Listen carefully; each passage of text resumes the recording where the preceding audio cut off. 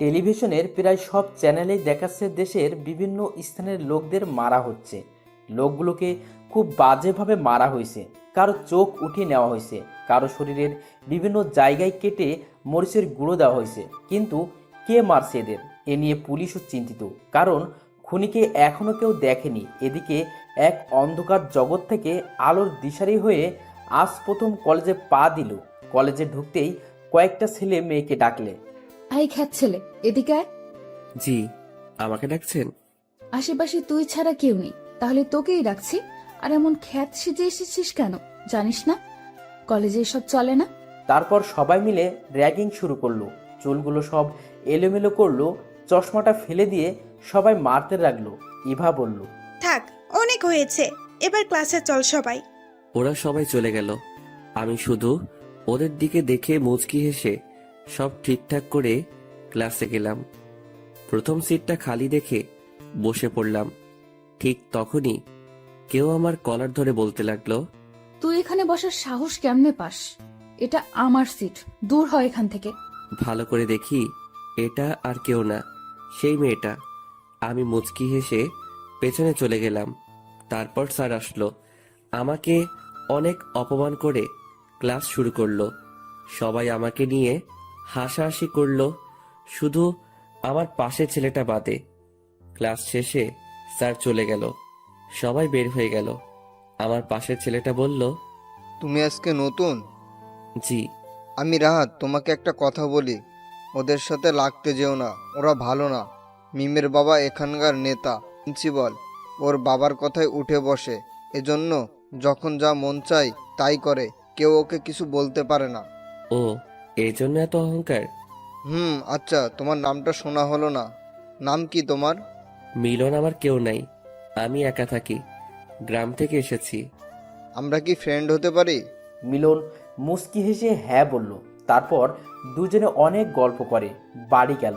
পরদিন আবার আগের মতো সেজে কলেজে গেলাম। কলেজের সামনে রাহাতকে দেখতে পেয়ে দুজন একসাথে কলেজে ঢুকলাম।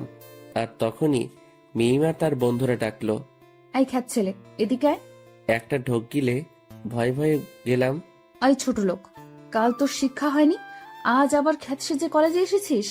আমি মাথা নিচু করে আছি আর বললাম, দেখেন আপু, আমিও এখানে পড়তে এসেছি, আমাকে আমার মতো থাকতে দিন না। এমন করেন কেন আপনারা? কি, আমার মুখের উপর কথা বলা? সায়ন, শান্ত, তোরা ধর ওকে, একে আজ উচিত শিক্ষা দিব। বলেই আমাকে সবাই মারা শুরু করে। রাহাত আমার দিকে অসহায়ের মতো তাকিয়ে আছে। ওরা সবাই চলে গেল। আমি মুচকি হেসে রাহাতের কাছে গেলাম। সরি রে, ওরা তোকে মারলো আর আমি কিছু করতেই পারলাম না। মুচকি হেসে বললাম, ধুর, তুই এসব ভাবিস না, ওসব কিছু না, ওদের পরে দেখে নিব। এখন চল ক্লাসে যাই। ক্লাসের স্যার এসে আবার আমাকে অপমান করে ক্লাস শুরু করলো। একে একে সব ক্লাস শেষ করে কলেজের মাঠে গিয়ে গল্প করতে লাগলাম। সবাই তোকে কত বাজে কথা বলে, তুই মন খারাপ করিস না, ওরা একদিন ঠিক শাস্তি পাবে। বাদ দে রাহাত, ওদেরকে পরে দেখে নিব। এখন চল বাড়ি যাই, কাজ আছে। দেখবি মানে, তোকে বারবার না করছি, একদম ওদের সাথে লাগতে যাস না। আরে এমন কিছু করব না, চল বাড়ি যাই। রাতের বেলা আবার নিজের আগের রূপে ফিরে এলো মিলন। কালো প্যান্ট, কালো জ্যাকেট, মুখে মাস্ক আর চুলে জেল দিয়ে, সাথে রিভলভার নিয়ে বেরিয়ে পড়ে রাস্তায়। এসে তার সামনে কয়েকটা কালো গাড়ি থামে। একজন এসে গাড়ির দরজা খুলে দেয়। রাজু, সব ঠিকঠাক আছে তো? হ্যাঁ ভাই, সব ঠিক আছে। খবর পেয়েছি লোকটা বিদেশে নারী পাচার করে। মিলন মুচকি হেসে বলল, আজও সঠিক শাস্তি পাবে। গাড়ি এসে একটা বাংলোর সামনে থামলো। চারদিকে ঘন জঙ্গল, ঘরের মাঝে হালকা আলো। চেয়ারে বসা লোকটার সামনে গিয়ে বসলো মিলন আর বলল, নারী পাচার করিস তাই না? আজ তোকে এমন ভাবে মারবো, লোকে তোর লাশটাও দেখে ভয় পাবে। না, আমাকে মারবেন না, আমার ভুল হয়ে গেছে, আমি আর এমন করব না, মাফ করে দিন আমাকে। অসহায়ের মতো বলল লোকটা। মিলন মুচকি হেসে বলল, মাফ আর আমি, তুই তো ক্ষমা পাবার কোনো রাস্তা রাখিসনি। এই বলে কপালে একটা গুলি করলো। সেটা মাথার পেছন দিয়ে বেরিয়ে গেল। তারপর শরীরের বিভিন্ন অংশ কেটে কাটা জায়গায় মরিচের গুঁড়ো দিতে লাগলো। তারপর আরও কয়েকটা গুলি করে লাশটা থানার সামনে ফেলে চলে গেল। পরদিন সকালে আবারও কলেজে গেল আগের মতোই, খ্যাত সেজে, খুব স্বাভাবিকভাবেই যেন কিছুই হয়নি। কলেজে এসে ক্লাসে ঢুকবো, তখনই মিম ও তার বন্ধুদের ডাক পড়লো। রাগ হচ্ছে খুব, সুযোগ পেলে মেরে হাসপাতালে পাঠাইতাম। এদের এত অহংকার কই থেকে আসে? এই মেয়ে শুধু মেয়ে বলে ছাড় পেয়ে যাচ্ছে। ও এই রাহাতটাকেও আজকে দেখতে পাচ্ছি না। মনে মনে বলে, ভাবনা ভরা চেহারা নিয়ে গেলাম ওদের সামনে। আর মিম বলল, কি ভাবছিস? তোর ওই খ্যাত বন্ধুটাকে খুঁজছিস? পাবি না। ওকে তোকে নিয়ে মজা করছিলাম। ও তখন একটু লেকচার দিচ্ছিল, তাই আমরা ওকে মেরে হাসপাতালে রেখে এসেছি, যেন আমাদের মুখের ওপর আর কথা বলতে না পারে। খুব রাগ হলো নিজের উপর। আমার জন্য রাহাত মার খেলো। এবার তো কিছু একটা করতেই হবে, না হলে এরা আরো বেশি এমন করবে। রাহাত কোন হাসপাতালে আছে খোঁজ নিয়ে ওর কাছে গেলাম। রাহাত আমাকে দেখে শুধু তাকিয়ে আছে। ও, এখন কেমন লাগছে তোর? এখন ভালো আছি। আমি ডাক্তারের সাথে কথা বলে রাহাতকে হোস্টেলে নিয়ে গেলাম। রাহাতকে শুইয়ে দিয়ে ওর পাশে বসে আছি। কিরে, তুই বাড়ি যাবি না? আমাদের গরিবদের আবার বাড়ি? এখন থেকে আমি এখানেই থাকবো, তোর পাশের রুমেই। তাহলে তো ভালো হলো। এখন তুই ঘুমা। আমি গেলাম রুমে। এসে একটু ভেবে শান্ত আর শায়নের ফোনে ফোন দিয়ে ওদের একটা বের কথা বলে একটা জায়গায় যেতে বললাম। আর এদিকে রাজুকে ফোন করে ওদের বাংলোতে নিতে বললাম। কথা মতো কাজ হয়েছে, এখন শুধু যাবার অপেক্ষা। সবাই ঘুমিয়ে গেছে মধ্যরাতে। ওর পোশাক পরে চুলে জেল দিয়ে রিভলভার নিয়ে বেরিয়ে পড়লো। সবার চোখ আড়ালেও রাহাতের চোখে পড়ল। এটা কি হলো? ওটা তো মিলনের রুম। তাহলে এই লোকটাকেও, তাও আবার এত রাতে ওর ঘর থেকে বেরিয়ে গেল? রাহাত মিলনের পিছু নেয়, কিন্তু বেশি দূর যেতে পারে না। মাঝ রাস্তায় একটা কালো গাড়ি এসে মিলনকে নিয়ে যায়। আর রাহাত রুমে আসে। মিলন বাংলোতে গিয়ে শান্ত আর সায়নকে ইচ্ছামতো মেরে রাহাতকে যে হাসপাতালে ভর্তি করা হয়েছিল ওই হাসপাতালে ভর্তি করিয়ে দিয়ে গেল। পরদিন সকালে মিলন রাহাতের রুমে গিয়ে দেখে রাহাত শুয়ে আছে। কিরে, কেমন লাগছে এখন? তার আগে বল, কাল রাতে মধ্যরাতে কই গেছিলি তুই? তোর কি মাথা খারাপ? আমি মাঝরাতে কেন বের হব? আমি সব দেখেছি। দামি দামি জামা প্যান্ট পরে বেরিয়েছিলি, আর তোর ঘরেও তালা ঝুলছিল, আর মাঝ রাস্তা থেকে একটা কালো গাড়িতে উঠে গেলি। মিথ্যা বলিস না, আমি সব দেখেছি। এবার সত্যিটা বল। দেখ, তুই কাল রাতে রুমে তালা দেখেছিস, তাহলে আমি সকালে বের হলাম কি করে? আর আমি রাতে না ঘুমিয়ে কোথায় বের হব? আর কি বললি, দামি পোশাক? কোনো মতে জীবন চলছে, আর তুই কি বলিস? আমি এসব কই পাবো? মায়ের খেয়ে তোর মাথাটা গেছে। জানি না, তবে কিছু তো রহস্য আছে যেটা আমি জানি না। সময় হলে সব জানবি। এখন রেস্ট নে, কলেজে যেতে হবে। এই বলে রাহাতকে কোনো মতে কাটিয়ে রুমে আসলাম। পরদিন সকালে রাহাতকে নিয়ে কলেজে গেলাম। একটু দূরে গাছের নিচে মিম ও তার মেয়ে বন্ধুরা গল্প করছিল। আমি মিমের দিকে তাকিয়ে একটু মুচকি এসে যেতে লাগলাম। তখনই মিমের দেয়া সেই বিখ্যাত নাম ধরে কেউ ডাকলো। পিছনে ঘুরে দেখি মিম ডাকছে। আমি আর রাহাত গেলাম। মিম রাহাতকে বলল, আমি কি তোকে ডেকেছি? তুই যা এখান থেকে। রাহাতও বাধ্য ছেলের মতো চলে গেল। ওই খ্যাত ছেলে, আমাকে দেখে হাসছিলি কেন? আমি কি হাসির কিছু মেরে তোকে হাসপাতালে পাঠিয়ে দেব?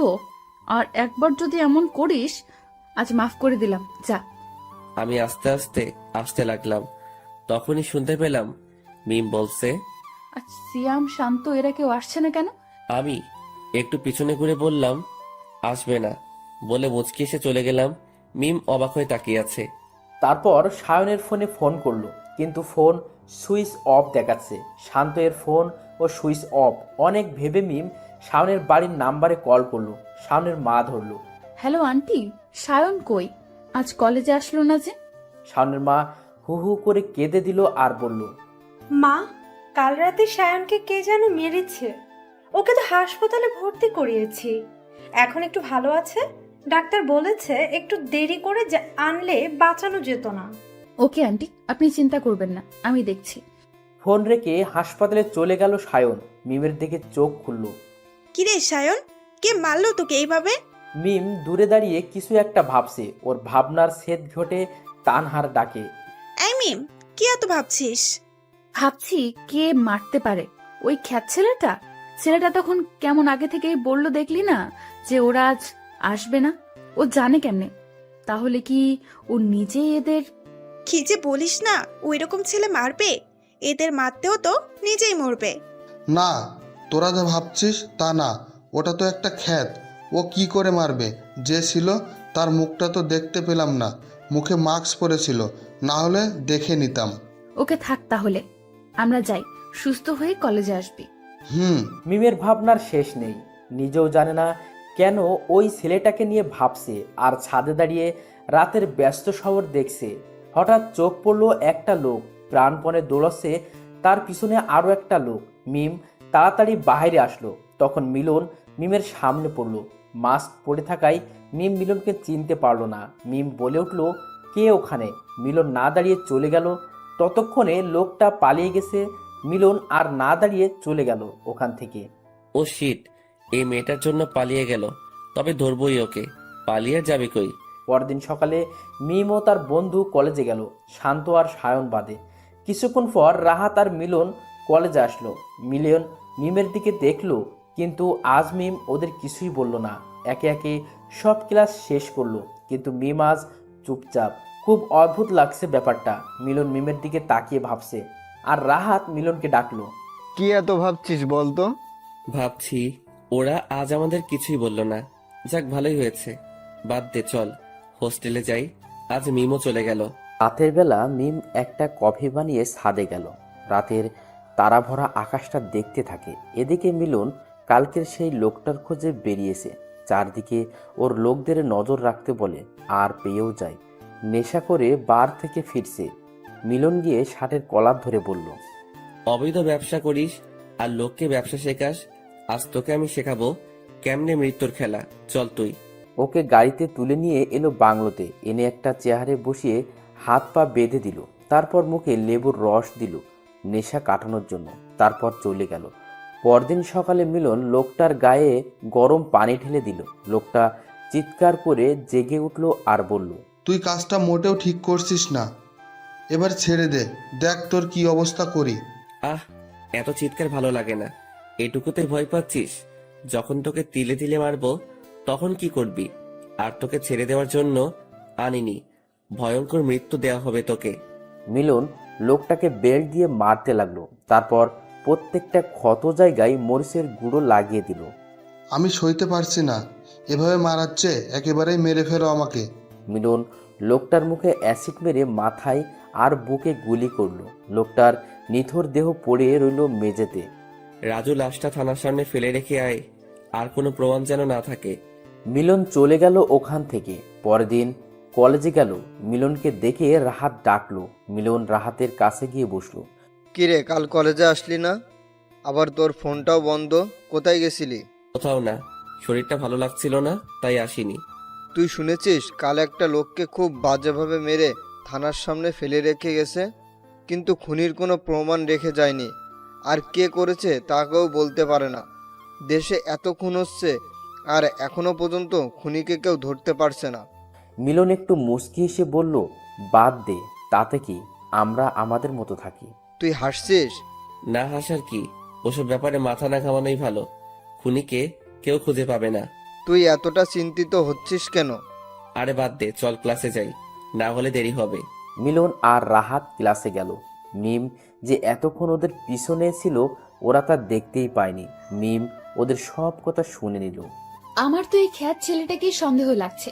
সবকিছুতেই মুচকি হাসে, আর ও কেমন নিশ্চিত ভাবে বলল যে খুনিকে কেউ খুঁজে পাবে না, নজরে রাখতে হবে একে। মিম আর সেদিন কলেজে থাকলো না, বাসায় চলে গেল। আবার কলেজের ছুটির সময় কলেজের সামনে গেল।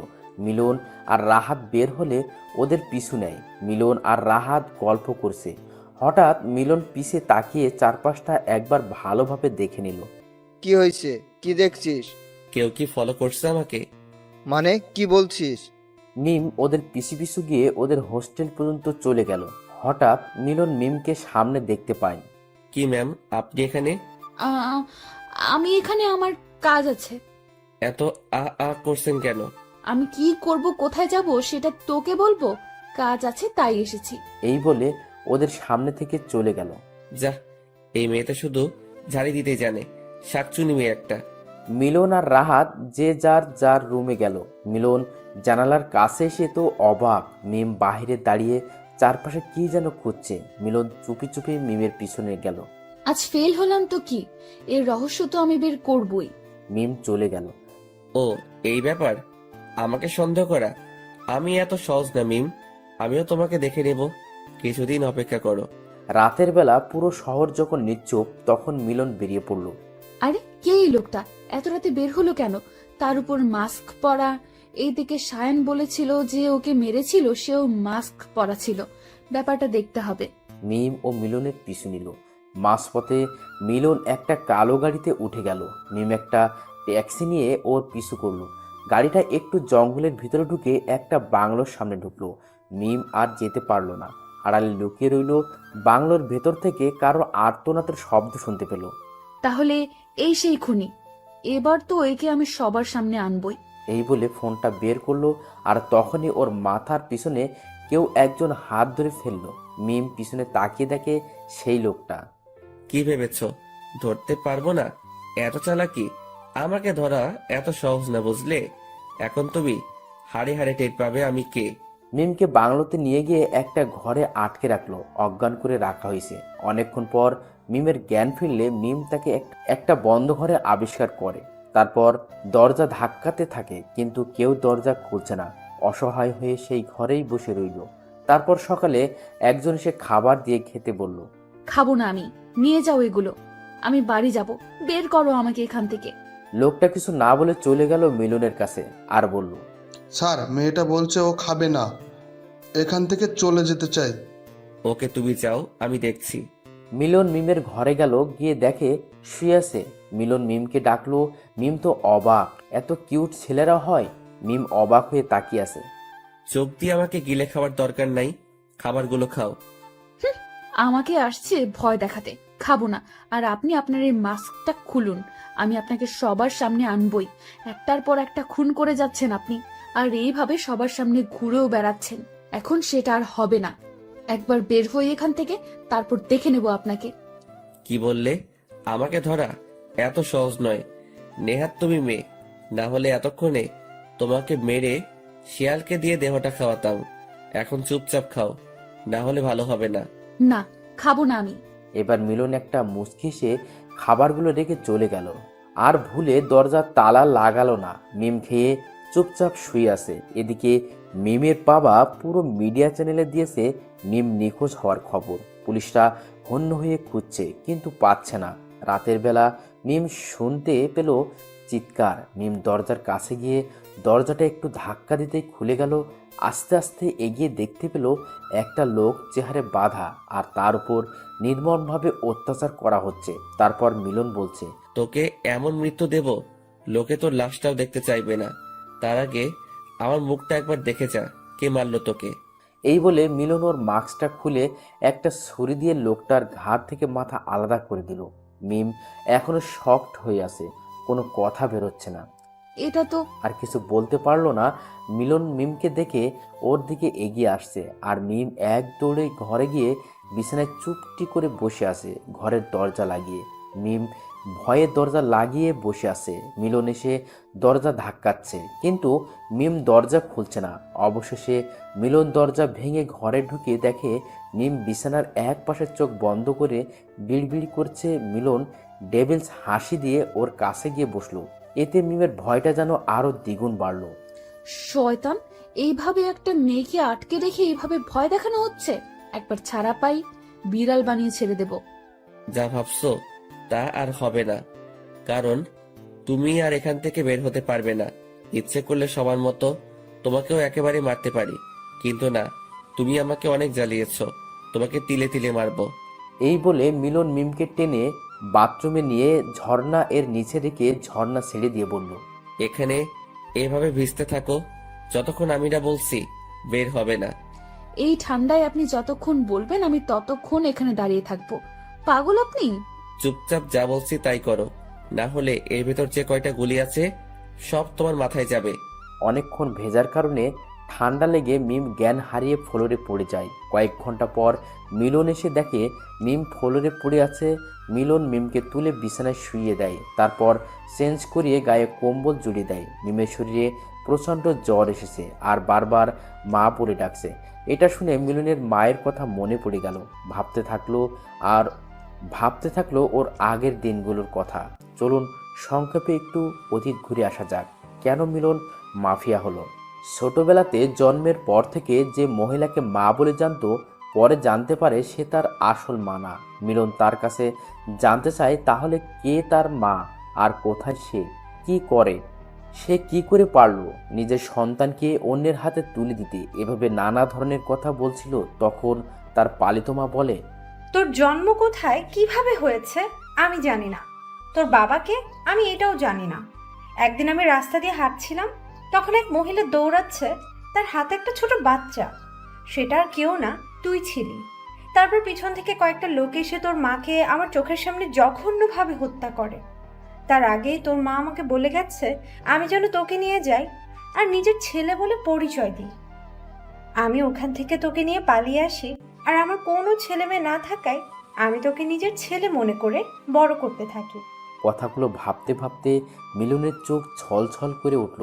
আবার ভাবতে লাগলো, যখন একটু বড় হয় মিলন, তখন ওর চোখের সামনে ওর পালিত মাকে কয়েকটা লোক রেপ করে চলে যায়। লোক সমাজের ভয়ে ওর মা আত্মহত্যা করে। মিলন তখনও ন্যায় বিচার পায়নি। সেদিন থেকেই ও ভাবে সমাজে এসব লোকদের ও শাস্তি দেবে, তার মায়ের খুনিদের তিলে তিলে মারবে। সেদিনের সেই ছোট্ট মিলন আজকে মাফিয়া। তার মনে নেই কোনো দয়াময়া, ভালোবাসা আছে শুধু একরাশ হিংস্রতা। ভাবতে ভাবতে রাগে মিলনের চোখ লাল হয়ে যায়। এদিকে মিমের জ্ঞান ফিরে আর বলে, প্লিজ আমাকে যেতে দাও, আমি বাড়ি যাব। আমি কাউকে তোমার ব্যাপারে কিচ্ছু বলবো না, প্লিজ ছেড়ে দাও। মিমের কথা শুনে মিলনের রাগ আরো বাড়ল। মিলন ঘর থেকে চলে গেল। মিম একটু পর উঠে দেখে দরজা খোলা আর আশেপাশে কেউ নেই। তাই মিম চুপি চুপি বেরিয়ে পড়ে আর জঙ্গল পার হতে থাকে। উফ, বাঁচলাম। কি ভয়ানক ছেলে বাবা। আর মনে হয় ভজা মাছ উল্টে খেতে পারে না। আর এইদিকে কত বড় মাফিয়া, সব পুলিশ সিআইডি খুঁজে মরে, আর ও কেমন সবার সামনে ছদ্মবেশে ঘুরে বেড়াচ্ছে। যাই হোক, আমারও অনেক কিছু শেখা হলো। এই সুযোগে বাড়ি থেকে বের হতে পারলাম, কিন্তু বাড়িতে যাব না। একবার যখন এই বাড়ি থেকে বের হয়েছি তখন আর যাব না। এখন আমার সামনে এগোতে হবে আমার লক্ষ্য পূরণের জন্য। মিম চলে যায় কোনো এক অজানায়। এতদিন মিম ওর বাড়ি থেকে অনেক দূরে নির্জন একটা জায়গায় বাড়ি বানিয়েছে। এখন সেখানে গিয়েই শুরু হবে প্রতিশোধের খেলা। কেউ বাঁচতে পারবে না। এদিকে মিলন চারদিকে মিমকে খুঁজতে থাকে। মিম রাতের বেলা বের হলে কয়েকটা ছেলের সামনে পড়ে তাদের মধ্যে একজন বলে, আরে দেখ দেখ, এটা সেই মেয়ে না? পেপারে দেখলাম পাখি পাইছি। একে এর বাড়ি দিতে পারলে এর বাবা 5 লাখ টাকা দিবে, আমরা আরো বেশি চেয়ে নিব। ওরা মিমের দিকে এগোতে থাকে। মিম দৌড়তে থাকে। হঠাৎ মিলনের সাথে ধাক্কা খায়। মিম মিলনকে দেখে চিনতে পারে। মিলন মিমকে পিছনে রেখে ছেলেগুলোর কাছে যায়। কি রে, কি চাই? এইভাবে একটা মেয়েকে তাড়া করছিস কেন? আরে শালা তুই কে রে? সামনে থেকে সর, মেয়েটাকে আমাদের চাই। সরে যা, না হলে তোর লাশ পড়বে। তাই তোরা আমার লাশ ফেলাবি, মেয়েদের বিরক্ত করবি? আমার বড় বড় কথা। এই মাফিয়াকে তোরা মারবি? তোদের আমি মেরে এখানে ফেলে রেখে যাব। মরার আগে তোদের মৃত্যু দূতকে একবার দেখেই যা। মিলন মাস্ক খুলে আর ওরা ভয় পেয়ে মিলনের পায়ে পড়ে যায়। আমাদের মাফ করবেন, আমরা ওকে কিছু করতে চাইনি। ওর বাবা পেপারে দিয়েছে, ওকে যে বাড়িতে নিয়ে গিয়ে দিতে পারবে তাকে 5 লাখ টাকা দিবে। মিলন এটা শুনে অবাক হয়ে পিছনতে তাকায়। মিম স্কার্ফ দিয়ে মুখ ঢাকে। মিলন আর কথা না বলে ওদের গুলি করে আর বলে, তোরা এমনি করিস, তোদের বেঁচে থাকার কোনো মানেই না। রাজুকে বলে ওদের লাশগুলো জঙ্গলে ফেলে দিতে, যেন শিয়াল কুকুর খায়। আর ওই মেয়ে, কি ভাবছিস পালিয়ে বাঁচবি? চল এখান থেকে, মজা দেখাচ্ছি। মিম মিলনের রাগী লুকটা দেখে ভয় পায় আর ভাবে, না, এর কাছে কিছুতেই ধরা দিব না, না হলে সব জ্বলে যাবে। মিম আবার দৌড়াতে থাকে। চোখের পলকে মিমকে মিলন হারিয়ে ফেলে। রাজু, ওকে আমার চাই, খুঁজে বের করো যত তাড়াতাড়ি সম্ভব।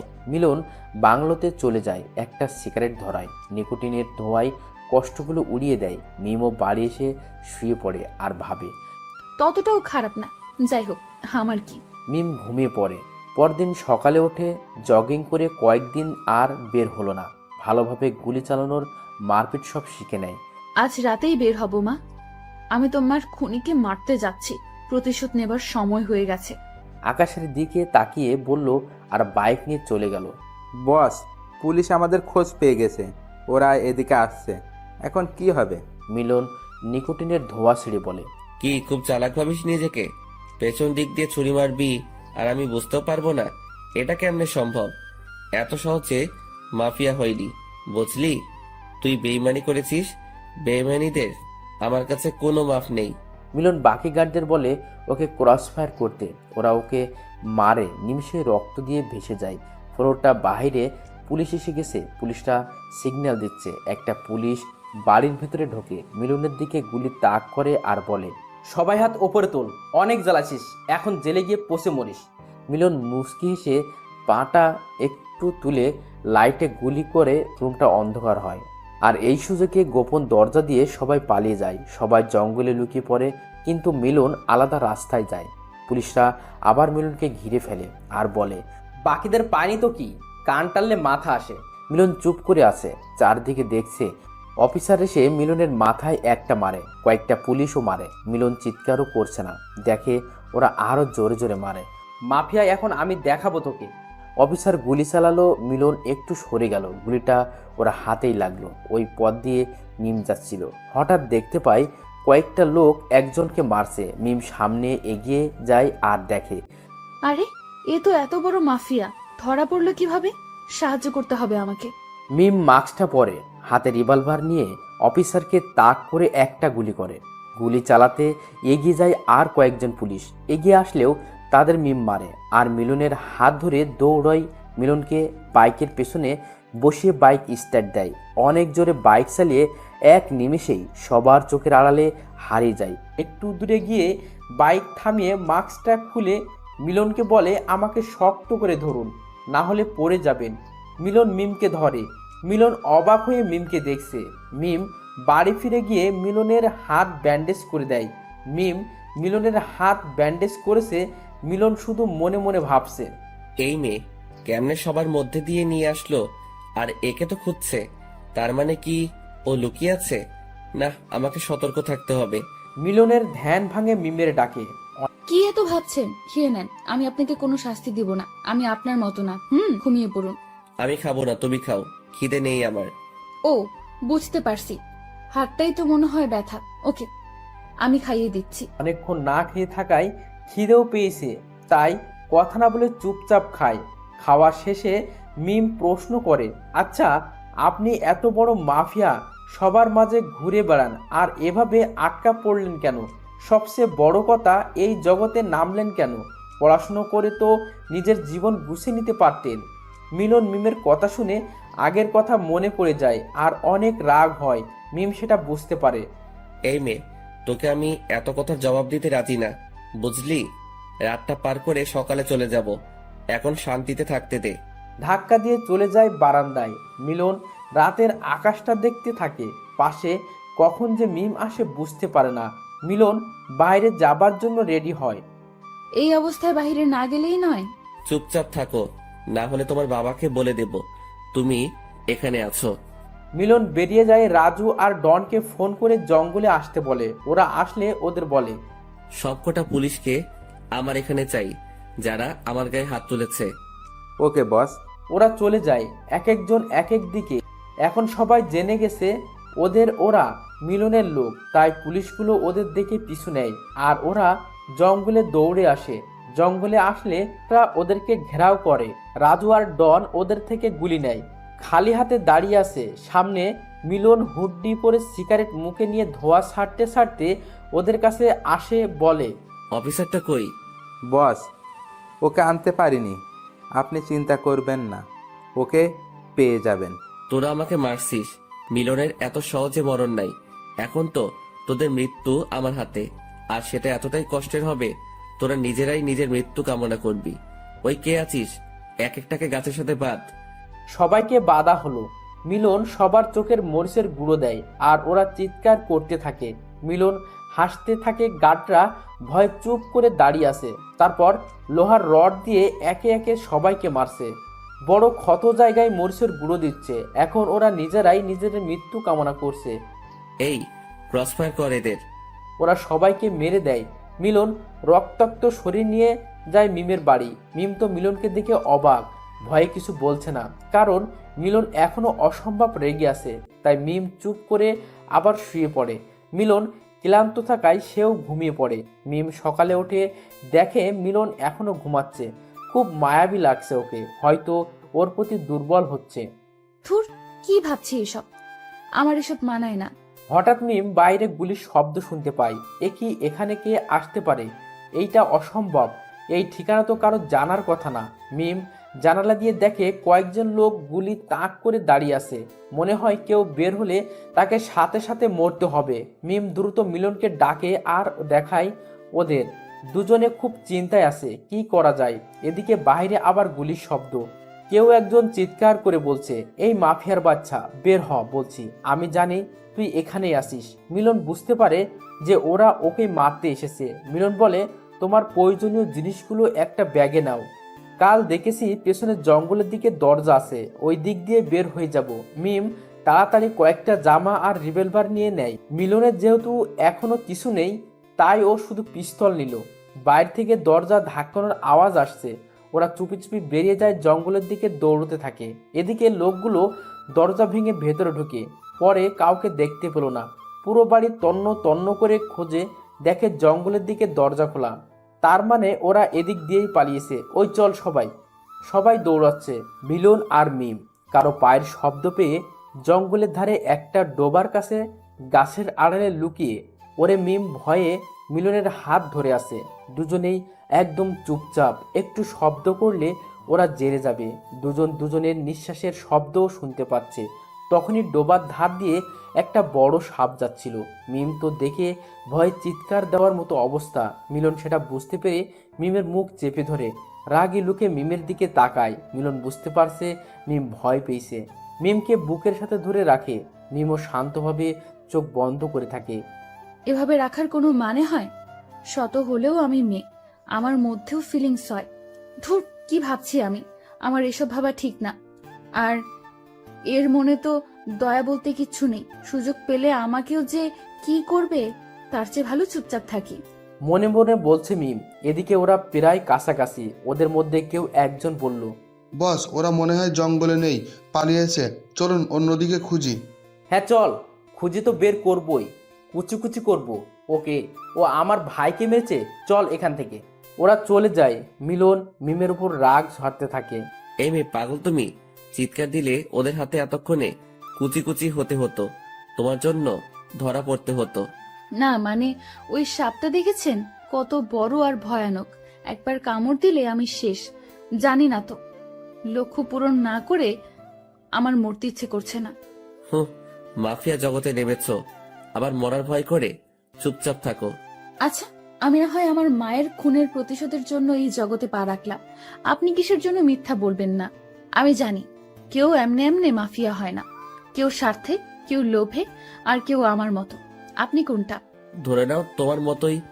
আর বেশি কথা বলো না, না হলে তোমার বাড়িতে দিয়ে আসবো। বাঁচতে চাইলে চুপচাপ আসো। কই যাব যদি আপনি আমাকে বাড়িতে পাঠান? এতটা অকৃতজ্ঞ আমি না। তুমি আমার জীবন বাঁচিয়েছো, একটুকু তো কৃতজ্ঞতা দেখাতেই হয়। যাই হোক, তোমার ফোনটা দাও, কল করব। মিম ফোনটা দেয়। মিলন রাজুকে ফোন দেয়, কিন্তু জঙ্গলে নেটওয়ার্ক নাই, ফোন যায় নাই। এখন কি করব? কি আর হাঁটতে থাকো, রাস্তা বেরিয়ে যাবে। দুজন আপন মনে হাঁটতে থাকে। দুপুর গড়িয়ে যায়, খুব খিদেও পেয়েছে। মিম ভয়ে কিছু বলছে না। হঠাৎ করেই মিম বসে পড়ে আর বলে, শুনছেন, আমি আর পারবো না, রেস্ট দরকার। একটু বসি। আরে না, ওই দেখো না, রাস্তা জঙ্গল শেষের দিকে। একটু বসি, তারপর যাব। মিলন ভাবে এভাবে বসলে তো মহাবিপদ। কোনো দিক থেকে কে আসে বলা যায় না। ওরা আবার এই জঙ্গলে আসতে পারে। মিলন মিমকে কোলে তুলে নিয়ে হাঁটতে থাকে। মিম অবাক হয়ে তাকিয়ে আছে। আরে, কোলে নিলেন কেন? নামান বলছি। চুপ করে থাকো, বসলে মরতে হবে। মিম মিলনের রাগ দেখে কিছুই বলল না। মিলনের গলা জড়িয়ে থাকে। একটু পর রাস্তায় আসে আর মিলন রাজুকে ফোন দিয়ে ওরা যেখানে আছে সেখানে আসতে বলে সন্ধ্যাবেলা। সন্ধ্যাবেলা মানে? এখন তো বিকেল, এত সময় এখানে কি করব? বেশি বুঝো না। মিলন আর মিম মাস পরে ওখানে থাকে। সন্ধ্যায় রাজু গাড়ি নিয়ে আসে। মিলন ড্রাইভ করে, রাজু পেছনে বসে আর মিম সামনে। কিছুক্ষণ চলার পর মিলন দেখতে পায় একটা গাড়ি ওদের ফলো করছে। মিলন রাজুকে বলে, রাজু আমাদের যে কেউ ফলো করছে তা কি জানতে না বা জানার চেষ্টা করনি? দেখো পেছনে। এখন কি করবে? সব সময় ভুলভাল করো। মনে রেখো, বেঈমানদের আমি ছাড় দেই না, সে যেই হোক। রাজু ভয় পেয়ে যায়। তোতলাতে তোতলাতে বলে, না বস, আমি যখন এসেছিলাম তখন তো কাউকে দেখিনি, খুব সাবধানে এসেছি। আরে, এভাবে নিজেদের মধ্যে ঝগড়া না করে কি করে এদের থেকে বাঁচা যাবে সেটা ভাবুন। মিম একটু বাইরে উকি দিয়ে দেখে গাড়িটা আর কারো না, বাবার। তার মানে বাবা কি করে জানলো আমি এদের সাথে? এটা আমার বাবা, এটা আমাদের গাড়ি। কি তোর বাবা? Oh no. মিলন রেগে জোরে গাড়ি চালায়। সবাই ভয়ে কাঁপছে। এত স্পিড নিয়ে চালাচ্ছে যে কোনো সময় দুর্ঘটনা ঘটে যেতে পারে। মিলন শর্টকাট রাস্তা ধরে কোনো রকম ওদের কাটিয়ে একটা নীরব জায়গায় এসে গাড়িটা থামিয়ে তিনজনই দৌড়ে গেল। যে বাড়িতে ওঠার কথা ছিল সবাই হাঁপাচ্ছে। রাজু মিলনকে বলে, বস, এখন আর কিছু হবে না, সব ঠিক আছে। এখন কেউ আসতেও পারবে না। রুমে গিয়ে ফ্রেশ হয়ে নিন। সকালে কি করবেন তখন প্ল্যান মাফিক সব করা যাবে। সবাই রুমে গেল। রাজু মিমের রুম দেখিয়ে দিয়ে গেল। মিমের ঘুম আসছে না, মাথায় একটাই চিন্তা ঘুরছে, প্রতিশোধ। সকালে ঘুম থেকে উঠে মিম নাস্তা বানিয়ে নেয়, সবাই খায়। মিম মিলনকে বলে, আচ্ছা, বের হব আমি আজ রাতে, আমার হাতে সময় নেই, যা করার তাড়াতাড়ি করতে হবে। মিলন ভুরু কুচকে বলে, যাই করো, তোমার জন্য যেন কোনো বিপদ না হয় আর নিজেও সেফে থাকবে। দিনটা কেটে যায়। মিম রাতে বেরিয়ে পড়ে, নিজের বাড়ির ডুপ্লিকেট চাবি দিয়ে ঢোকে। আস্তে আস্তে ওর বাবার ঘরে যায় আর মাথার কাছে পিস্তল ধরে চিৎকার করে মিমের বাবার ঘুম ভেঙে যায়। অবাক হয়ে যায় এভাবে কাউকে মাথার কাছে গুলি ধরতে দেখে। ভয়ে তোতলাতে তোতলাতে বলে, কে তুমি? এভাবে একজনের ভয় দেখানোর মানে কি? ছলনাময়ী অনেক হয়েছে, আজ আমি আমার মায়ের খুনের প্রতিশোধ নিব। যতটা নির্মম ভাবে মেরেছিস তার চেয়ে বেশি কষ্ট দিয়ে মারবো তোকে। কি ভেবেছিস আমি জানতে পারবো না? আমি সব জেনে গেছি। এটাও জানি তুই আমার বাবা না, আমার চাচা। আমার মাকে খুন করেছিস এসব সম্পত্তির জন্য। আফসোস, তোর সম্পত্তি ভোগ করতে পারবি না। কি বলছো মিম তুমি? আমি তোমার মাকে মারিনি। তোমার মাকে মেরেছে জানো? দেখো, এই ছেলেটা মেরেছে। এ একটা বড় মাফিয়া। এর সাথে তোমার বাবার শত্রুতা ছিল, তাই এ তোমার পরিবারকে শেষ করার পরিকল্পনা করে। তোমার বাবা দুর্ঘটনায় মারা যায় আর তোমার মাকে এ মেরেছে। আর আমি তোমাকে নিয়ে পালিয়ে আসি, তোমাকে কোলে পিঠে করে মানুষ করি, আর আজ তুমি আমার দিকে আঙুল তুলছো? ছি! মিস্টার হাসান সব এমনভাবে গুছিয়ে বলল যেন আগে থেকেই জানতো এমনটা হওয়ার কথাই ছিল। মিম তো কিছু বলতে পারছে না। ছবিটা যে আর কারো না, মিলনের। কাকে বিশ্বাস করবে মাফিয়া? মিলনকে না তার চাচাকে? মিলন তো সত্যি অনেক বড় মাফিয়া, মারতেও পারে। আর এ তো আমার চাচা, বড় চাচা, আমাকে মিথ্যা বলবে না। মিম, তুমি আমার বাড়ি থেকে বেরিয়ে যাও, তোমার মতো মেয়ে দরকার নেই। আর যদি এসব ভাবনা ছাড়তে পারো তবে ফিরে এসো আমার আগের মিম হয়ে। মিম নিশ্চুপে বেরিয়ে যায়। মিস্টার হাসান হাসছে, তুমি একটা বাচ্চা মেয়ে মিম, তুমি কি না মারবে আমাকে? যাও, এখন দুই মাফিয়ার যুদ্ধ করো। হা হা হা। মিম একটা ব্রিজের উপর গিয়ে দাঁড়ায় আর ভাবতে থাকে, মিলনের বাবার সাথে কি সম্পর্ক থাকতে পারে যার জন্য ও আমার মাকে এত নির্মমভাবে মারলো? জবাব তো ওকে দিতেই হবে, সাথে মরতেও হবে। মিলন ওই রাস্তা দিয়ে যাচ্ছিল, পেছনে গার্ডটাও আসে। মিলন গাড়ি থামিয়ে মিমের কাছে যায়। মিম কাঁদছে। কাদার কি কোনো জায়গা নেই? জায়গাটা সেফ না। যার জন্য বের হয়েছিলে কাজ শেষ হয়েছে না বাকি আছে? আমি কি হেল্প করব? মিমের রাগ উঠছে, মিলনের দিকে তাকাতেই পারতেছে না। শত হলেও মেয়ে মিলনের জন্য একটু হলেও মনে জায়গা দিয়েছে। হয়তো তার জন্য মিলনকে মারতে এত কষ্ট পাচ্ছে। কি হয়েছে? আমার দিকে তাকাও। কি হয়েছে বলো, আমি সমাধান করার চেষ্টা করব। মিম মিলনের দিকে এক নজর তাকিয়ে পকেট থেকে পিস্তল বের করে মিলনের বুকে দুটো গুলি করে। মিলন মিমের দিকে এখনো তাকিয়ে আছে, মুখ দিয়ে একটাই আওয়াজ বের হয়, কেন করলে মিম? কি আমার অপরাধ? মিম ব্রিজ থেকে ধাক্কা দিয়ে ফেলে দেয় আর চিৎকার করে কাঁদতে থাকে। মিমের পাশে রাজু এসে হাসতে থাকে আর বলে, মিম ম্যাম, আপনি এতদিনে আমার মনের আশা পূরণ করলেন। আমার কতদিন প্ল্যান ছিল ওই শয়তানটাকে মারার, পাচ্ছিলাম না। এখন ওর সব সম্পত্তি আমার। মিম অবাক হয়ে রাজুর কথা শুনছে। তার মানে রাজু বেইমানি করতে যাচ্ছিল? রাজু দেরি না করে চলে যায় গার্ডেন নিয়ে। মিম ওখানে দাঁড়িয়ে কাঁদতে থাকে আর বলে, মা, আমি তোমার প্রতিশোধ নিয়েছি। নিজের অনুভূতিটা বিসর্জন দিয়ে রাজু সব গার্ডেন নিয়ে চলে যায়। মিমও চলে যায়। কাঁদতে কাঁদতে প্রত্যেকটা নিউজ চ্যানেলে দেখাচ্ছে দেশের সবচেয়ে বড় মাফিয়া অবশেষে খুন হলো কোন এক মুখোশধারীর কাছে। কে এই মুখোশধারী যে এই অসাধ্য সাধন করলো? সে যেই হোক না কেন, তাকে আন্তরিকভাবে জানাই আমাদের সকলের শুভেচ্ছা। সেদিনের পর থেকে মিম নিজেকে গুটিয়ে নেয়, নিজের মনে ভাবতে থাকে, কিছু একটা ভুল হয়েছে। এভাবে মিলনকে খুন করা ঠিক হলো না। হয়তো এমন সত্যি আছে যেটা আমি জানি না। আমি কেন সত্যিটা যাচাই করলাম না? আমি যখন সত্যি একা থাকতে পারছি না, মনে মনে যে আমি তোমাকে ভালোবাসি, জানি তুমি কোনোদিন ফিরবে না, কারণ আমি নিজের হাতে তোমাকে শেষ করেছি। এদিকে রাজু মিলনের সব সম্পত্তি নিজের নামে করে নেয়। এখন মিলনের পুরো গ্যাংটা রাজু চালায়। খুশি মনে আর বলতে থাকে, কি হলো তোর মাফিয়া? তুই আমাকে হুকুম করতি, আজ দেখ আকাশের তারা হয়ে দেখছিস, কিন্তু কিছু করতে পারছিস না। তোর সাম্রাজ্য এখন আমার। হা হা হা হা হা। দেখবি এখন আমি হব এই দেশের মাফিয়া। লোকে আমাকে দেখে ভয় পাবে। এদিকে রেহানা তাদের ছেলেকে নিয়ে ব্যস্ত হয়ে পড়েছে। আজ 8 মাস পর তাদের ছেলে একটু একটু করে নড়ছে। রেহানা বেগম ডাক্তারকে ডাকে, রোহান সাহেবকে খবর দেয়। ডাক্তার চেক আপ করে বলে, আপনারা বিচলিত হবেন না, রোগী এখন সুস্থ আছে, রোগীকে একা থাকতে দিন, উনি সুস্থ হবেন। রোহান সাহেব বাইরে গেলেন ডাক্তারের সাথে কথা বলতে। রেহানা বেগম তার ছেলের পাশে বসেন। বাবা, তুই জেগে উঠেছিস? উঠ বাবা, দেখ আমি তোর মা। একবার মা বলে ডাক আমাকে, কথা বল আমার সাথে। তুই আমার ছেলে, আজ থেকে তোর নাম দিলাম আবির। তুই আমার আবির। আবির শুধু ভাবছে, কি থেকে কি হলো কিছুই বুঝতে পারছি না। এরা কারা? আমাকে আবির ডাকে কেন? আপনারা কারা? আমি এখানে থাকবো না, অনেক কাজ আছে, আমার যেতে দিন। আমাকে আমার এই পৃথিবীতে কেউ নেই, আমি একা। আমি এখানে কি করে এলাম জানি না, তবে আমাকে সুস্থ করার জন্য আপনাদের ধন্যবাদ। এ কি, উঠতে পারছি না, শরীরে এত ব্যথা কেন? আহ! তুমি এখনো পুরোপুরি সুস্থ নও। সুস্থ হও, তোমাকে সব জানানো হবে। ডাক্তার বলেছে উত্তেজিত না হতে, রেস্ট করো। রেহানা, তুমি ওর খেয়াল রেখো, কোনো সমস্যা হলে আমাকে বলবে। আমি গেলাম। কয়েকদিন আবির পুরোপুরি সুস্থ হয়ে যায় রোহানা বেগমের যত্নে। আবিরকে ছেড়ে দেওয়া হয়। রোহানা বেগম আবিরকে বাড়িতে নিয়ে যায়, খাইয়ে দেয়।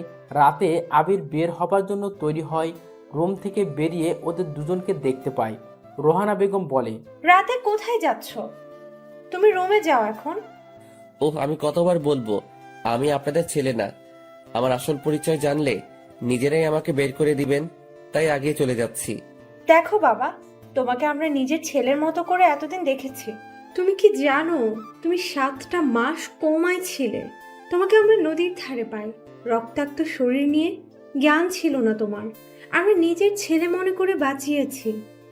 অনেক আগে আমরা আমাদের ছেলেকে হারিয়েছি। আর এখন তুমিও যদি যেতে চাও, যেতে পারো আবির। আবির বলে ডাকবেন না, খুব রাগ হয় আমার। আমার একটা নাম আছে, সেই নামে ডাকবেন। আমার নাম মিলন।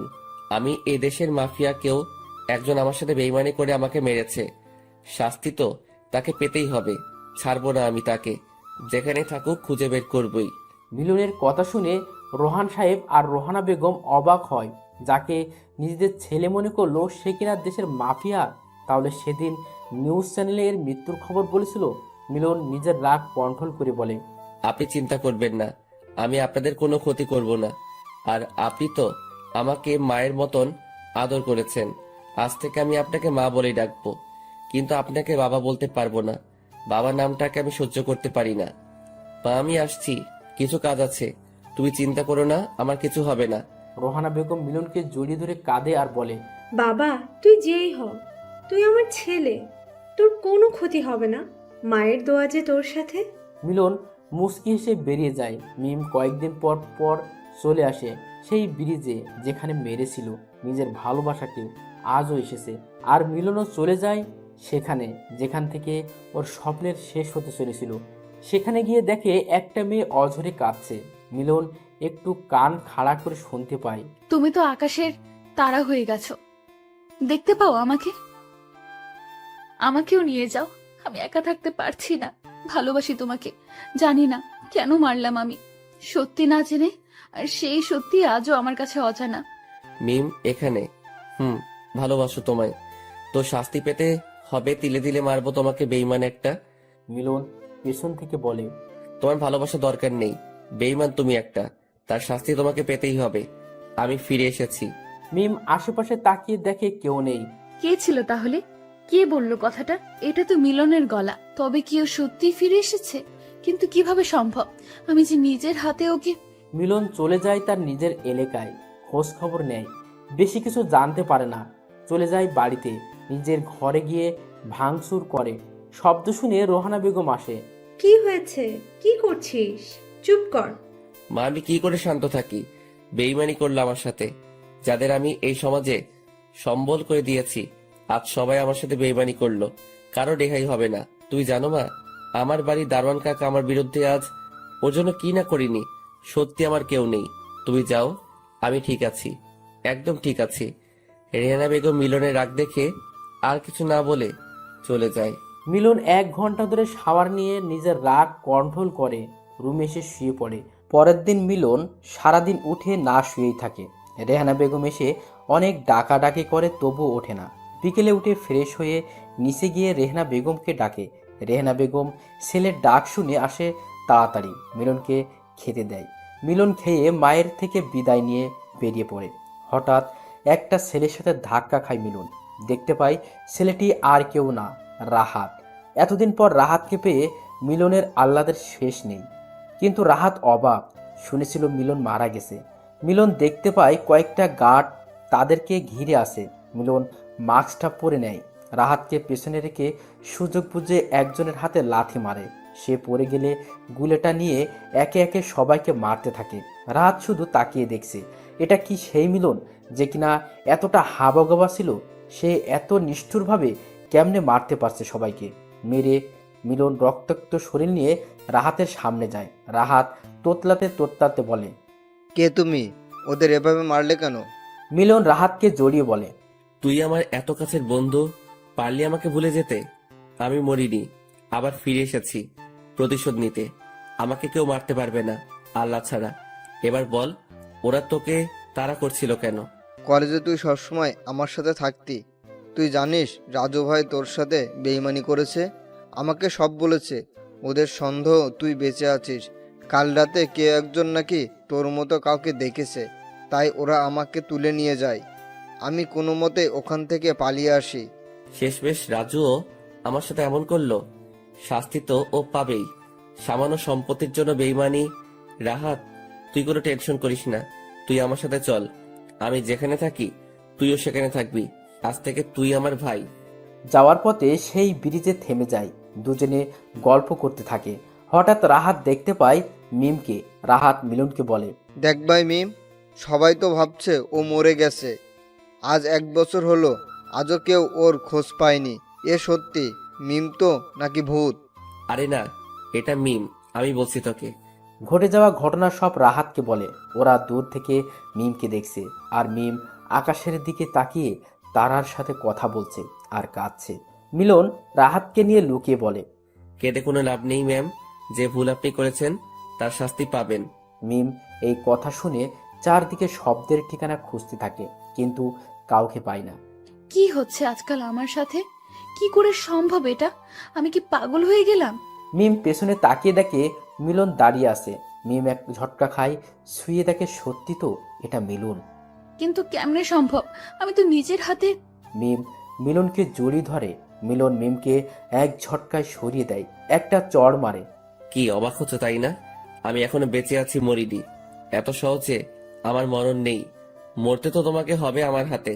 মিম মিলনের কথা শুনে ভয় পায় আর বলে, দেখো, আমি যেদিন থেকে তোমাকে হারিয়েছি আমিও ভালো নেই। প্রতিটা মুহূর্তে শেষ হচ্ছি। ভালোবেসে ফেলেছি তোমাকে। মনে পড়ে সেদিন জঙ্গলে আমাকে বুকে টেনে নিয়েছিলে? এক ছাদের নিচে থাকা আমি ভুলতে পারিনি। এসব ভালোবাসা আমাকে দেখাতে আসবে না। আমি একজন মাফিয়া, আর মাফিয়াদের মনে কোনো দয়া মায়া থাকে না, যেমনটা তোমার ওই দিন ছিল না। তোমার জন্য আমার 7-7টা মাস শেষ হয়ে গেছে। তোমাকে আমি ছেড়ে দেবো ভাবছো? তিলে তিলে মারবো, মিমকে টানতে টানতে নিয়ে যাই। মিলনের একটা গোপন জায়গা যেটা ও কাউকে বলেনি। মিলন মিমকে স্টোর রুমে ধাক্কা মেরে রেখে দরজা লাগিয়ে দেয়। দারোয়ানকে বলে প্রত্যেক বেলা ঠিক সময়ে খাবার দিতে, কোনো রকম বেইমানি করলে মরতে হবে। রাহাতকে নিয়ে চলে যায় মায়ের বাড়িতে। রাত 2টো, রেহনা বেগম এখনও জেগে আছে। তার ছেলে যে এখনও ফেরেনি। হঠাৎ দরজায় আওয়াজ শুনে রেহানা বেগম দৌড়ে দরজাটা খুলে দেয়। মিলন রাহাতকে নিয়ে ভেতরে ঢোকে। রেহানা বেগম মিলনকে দেখে অবাক, সারা শরীরে রক্তের দাগ। মিলনকে বলে, বাবা, তোর শরীরে এত রক্ত কেন? কোথায় গিয়েছিলি তুই? মা, তুই তো জানো আমি একজন মাফিয়া। এটা আমার কাছে কিছু না। একে দেখছো? এ হলো আমার বন্ধু রাহাত। ওকে মারতে চাইছিল, তাই আমি ওদেরকে মেরে দিয়েছি। আজ থেকে ও আমার সাথে থাকবে, যদি তুমি বলো। ঠিক আছে, তুই আমার ছেলে, আর ছেলের কথা কি মা ফেলতে পারে? তোর এই অবস্থা, তোর বাবা দেখার আগে কাপড় পাল্টে আয়, আমি খেতে দেই। ততক্ষণ আমি রাহাতের সাথে গল্প করি। এদিকে মিম কেঁদেই যাচ্ছে। ঘরটা ধুলোয় ভরা, বারবার হাসি আসছে। হালকা আলোর একটা বাল্ব চলছে। ভাঙা একটা জানালা। মিম জানালার কাছে গিয়ে দাঁড়ায়। রাতটা নির্ঘুমে কেটে যায়।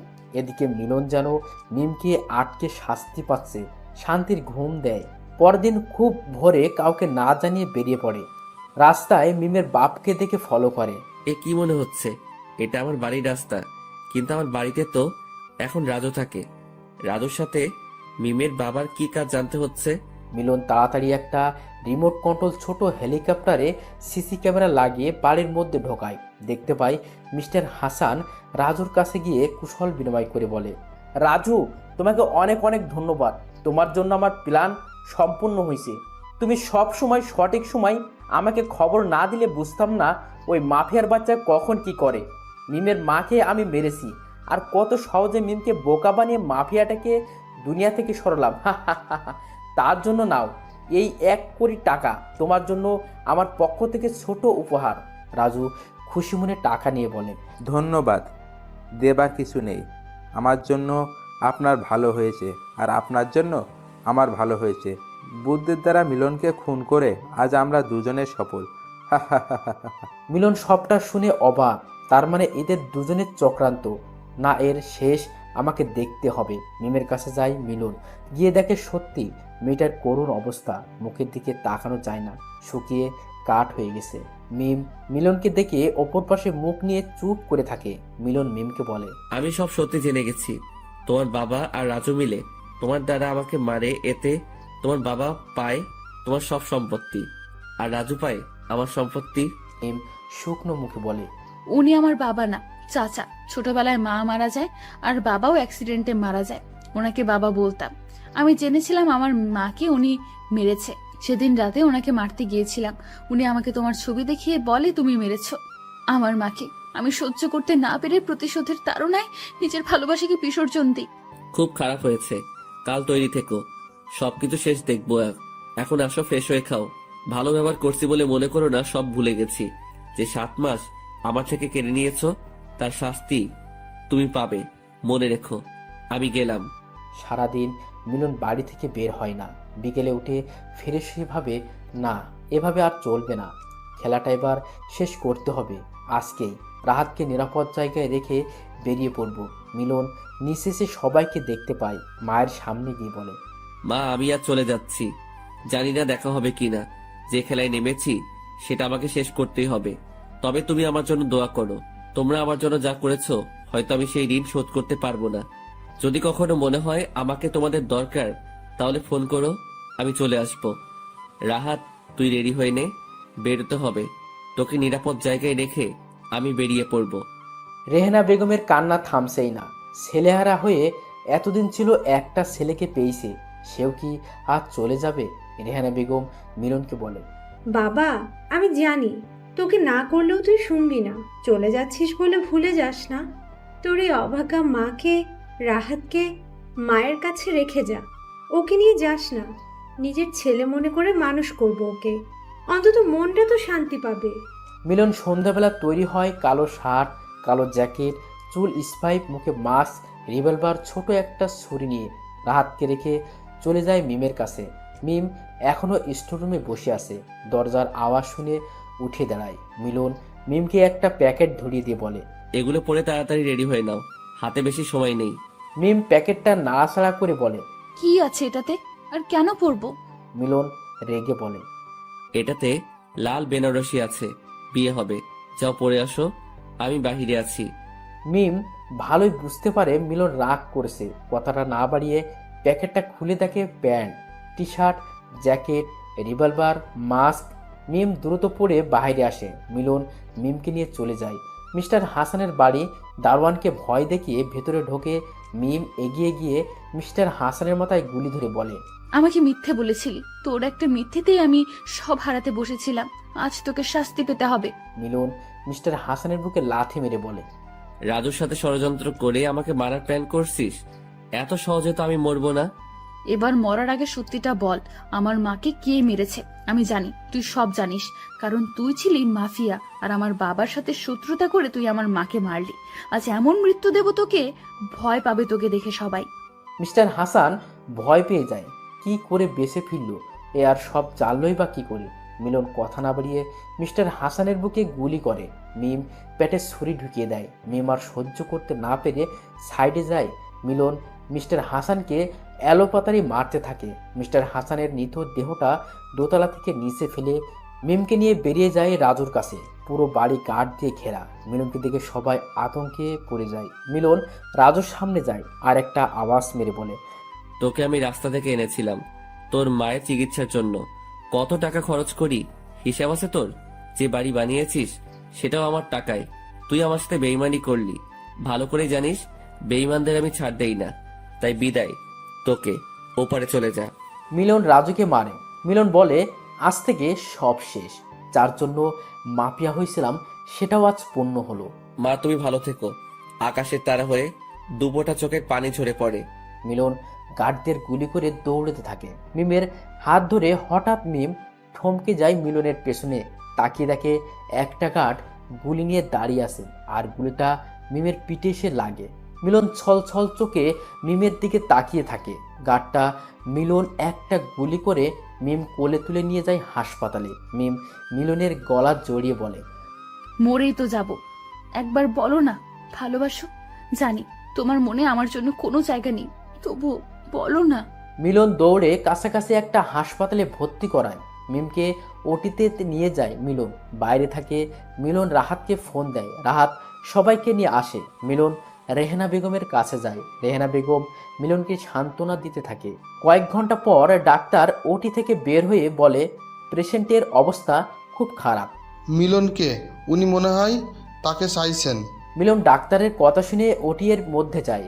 শুয়ে মিমকে জড়িয়ে ধরে কান্না করতে করতে বলে, তুমি সুস্থ হয়ে ফিরে আসো, ভালোবাসি তোমাকে, আমি খুব ভালোবাসি। মিম প্রশান্তের একটা হাসি দিয়ে মিলনের বুকে ঢলে পড়ে।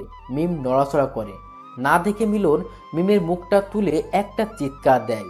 সবাই ভেতরে আসে। মিলন কান্না করছে, না হয়তো শোকে পাথর হয়ে গেছে। স্বার্থপর এই দুনিয়ায় আবার একা হয়ে গেল। মিমের দাফন করে মিলন আবার চলে যায় অজানা জায়গায়, যেখানে কেউ খুঁজে পাবে না। নতুন একটা দেশে চলে যায়, যেখানে গেলে ভুলে থাকতে পারবে অতীত।